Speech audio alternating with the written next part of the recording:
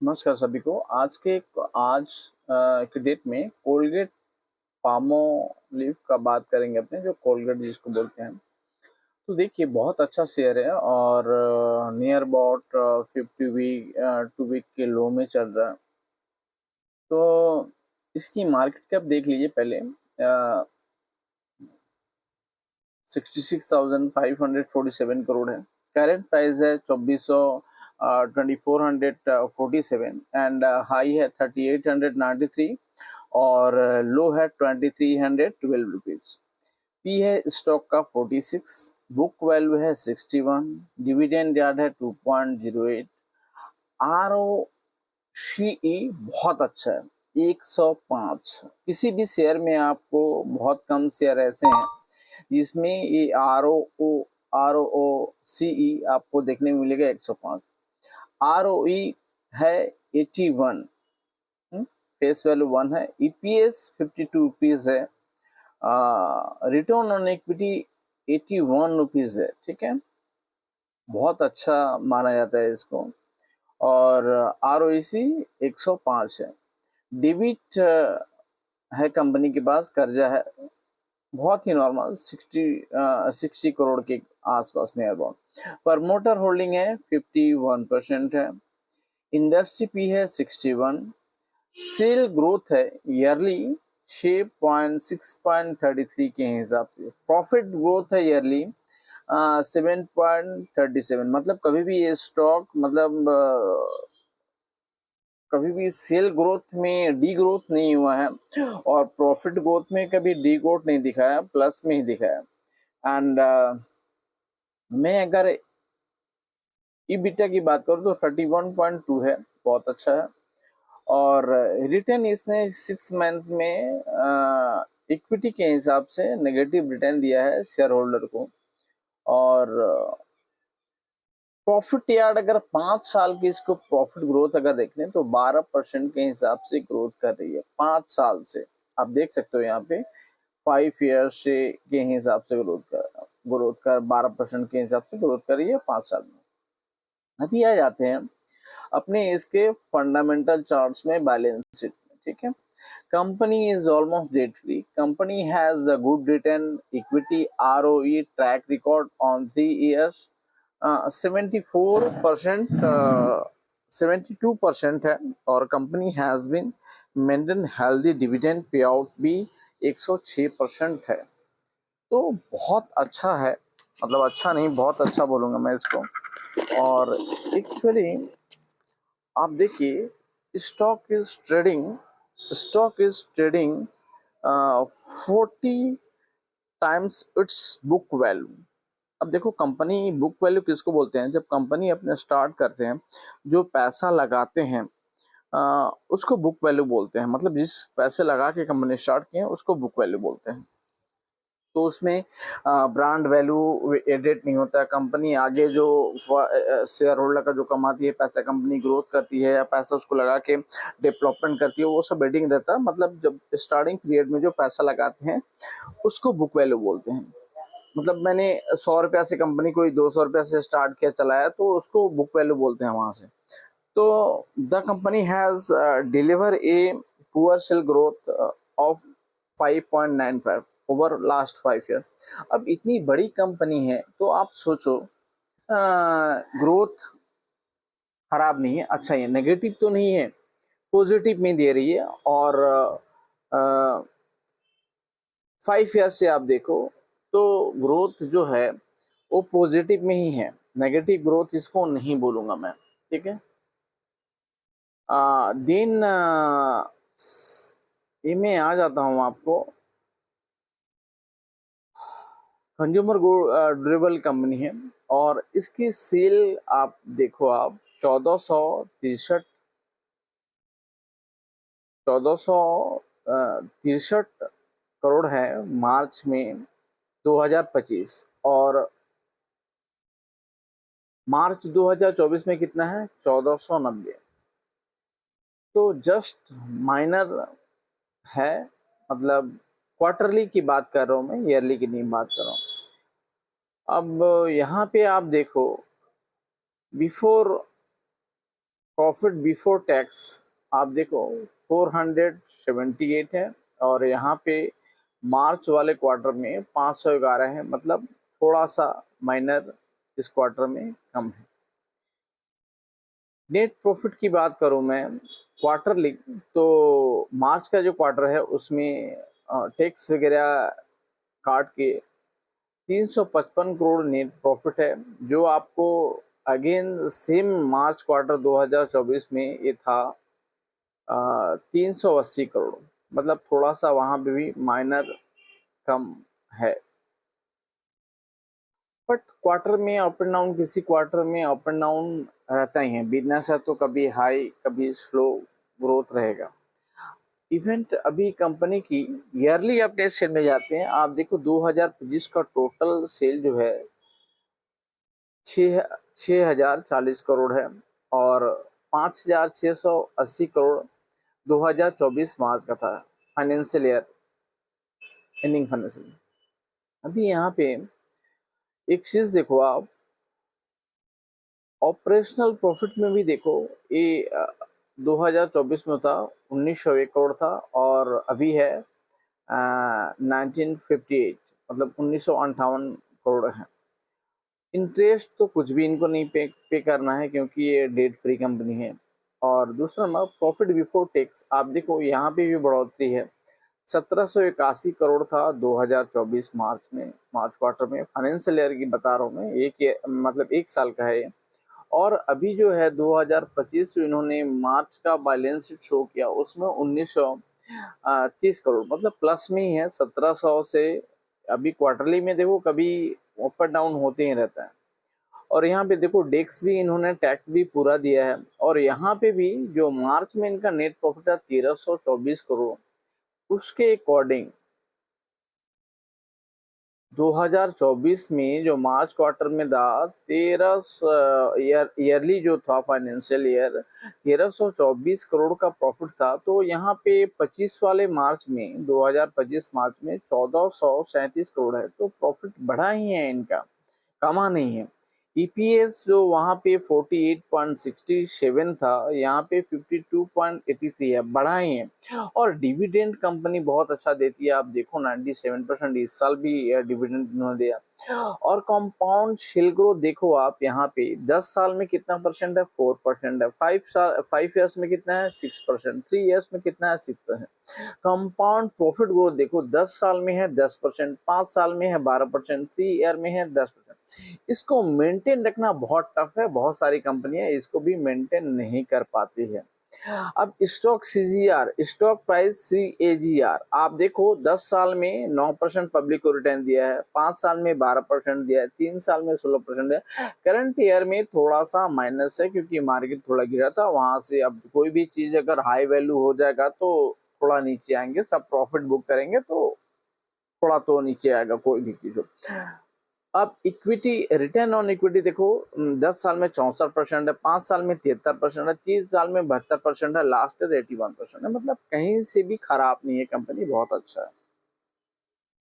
दिन इनका देख लो आप, रिजर्व की मैं बात करूंगा, रिजर्व देखो 1637 करोड़ है। लोन तो है नहीं इनके पास, एकदम लोन कम है, 61 करोड़ है।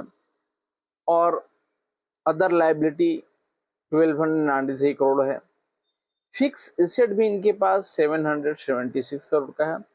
और CWIP का मीनिंग्स होता है वर्किंग, मतलब वर्क में जो रहते हैं, वर्क फॉर प्रोग्रेस में जो मतलब काम वगैरह, कुछ प्लांट वगैरह नया लगाना पड़ता है या कुछ मशीनरी वगैरह बैठाना पड़ता है, तो उसके लिए ये पैसा लगाया हुआ है इनका 38 करोड़ है। तो देन कंपनी बहुत अच्छी है, और फाइनेंशियल इसकी बहुत अच्छी है। और अभी अराउंड ऑफ 52 वीक से 50% माइनस में है, 40% माइनस में है, तो कंपनी बहुत अच्छा है। और मैं एक चीज और आपको दिखाऊंगा, ROCE बहुत अच्छा है, 105 है परसेंट, तो बहुत अच्छा है। प्रमोटर होल्डिंग 51% है। एफआई ने देखो 2000 सितंबर 24 में एफआईआई के पास माल था 24.94, मतलब नियर अबाउट 25%। इन्होंने 2000 मार्च में खाली किया है स्टॉक को, तो इसलिए प्राइस गिरा है, स्टॉक खाली किया, मतलब बेचा है स्टॉक को, मतलब 3% इन्होंने खाली किया स्टॉक। तो इसकी वजह से थोड़ा सा प्राइस गिरा है, और भी अदर भी रीजन होते हैं। अभी देखो, कब कोई अगर बाइंग करेगा तो भाव बढ़ता है, कोई सेलिंग करेगा अगर तो भाव कमेगा। तो 2% अगर पूरा इक्विटी का अगर देखें तो बेचना मायने रखता है। तो इसने 2% स्टेक सेल किया है। और पब्लिक होल्डिंग में देखो, पब्लिक होल्डिंग ने बढ़ाया थोड़ा सा, समथिंग पॉइंट समथिंग बढ़ाया। और गवर्नमेंट भी है इसमें, 0.28% गवर्नमेंट है। तो ओवरऑल कंपनी बहुत अच्छी है, और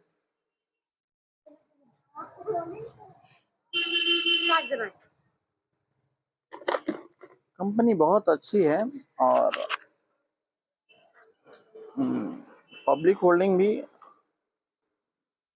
देखिए, FII के पास माल बहुत है, पब्लिक के पास 18.65% भी है, वो है। तो बहुत अच्छा कंपनी है। इसको लॉन्ग टर्म के लिए आप ले सकते हैं। और देखिए, मैं ज़्यादा लालच वाली बात नहीं बोलती हूँ, जिस प्राइस में आप खरीदो 20% ऊपर में निकल जाओ। आप FD में भी आप कहीं पे FD करते हो तो भी 20% नहीं मिलता है साल का। तो इसमें अगर 20% आपको मिलता है साल भर में, इतने अच्छे स्टॉक हैं जो आराम से मिलेगा। अब इसकी मैं चार्ट दिखा रहा हूँ आपको, देखिए ग्रीन वाली जो लाइन है मेरी, ये मैं इसको खोला हूँ एक्चुअली, ट्रेड व्यू में मैं खोला हूँ इसको, तो मैं आपको दिखा रहा हूँ। ये ग्रीन वाली जो लाइन है वो 20 डे मूविंग एवरेज है, और रेड वाली है 50 डे मूविंग एवरेज, और ये ब्लैक वाली है 200 डे मूविंग। अभी देखो, इसमें देखो 20 डेज मूविंग एवरेज के नियर अबाउट चल रही है, मतलब पूरा नियर अबाउट 52 वीक लो में है। स्टॉक लो कितनी का मारा है, अब लो मैं बता रहा हूँ आपको, थोड़ा सा इसकी प्रॉब्लम कर रहा है।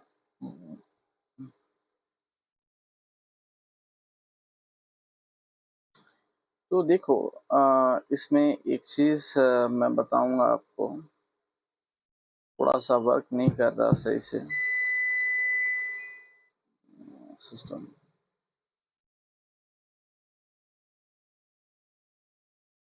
ये 52 वीक लो है इसका 2340 रुपया, और 52 वीक हाई कितने का है आप देखो, इसका 52 वीक हाई है, बता रहा हूँ।